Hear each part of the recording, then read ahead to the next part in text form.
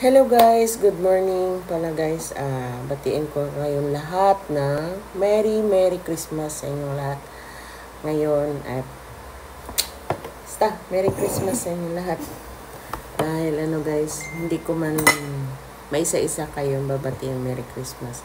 Dito na lang po ako magpo-post ngayon ng batiin ko lahat ng aking pamilya Merry Christmas, lalo na sa probinsya. Merry Christmas sa aking mama at papa. Merry Christmas sa aking biyanan dito sa Cavite. Merry Christmas sa aking mga kapatid dito sa Malabon. Anak ko, nandyan ngayon. Merry Christmas sa inyong lahat. At mag-ingat tayong lahat. Dasal. Ganun ang ating panghawakan ngayon. Kasi mahirap pagka hindi tayo mag-iingat. Nandyan lahat ngayon ang mga dumarating sa atin na hindi maganda, ganun mga guys. Merry Christmas sa inyo lahat. Okay?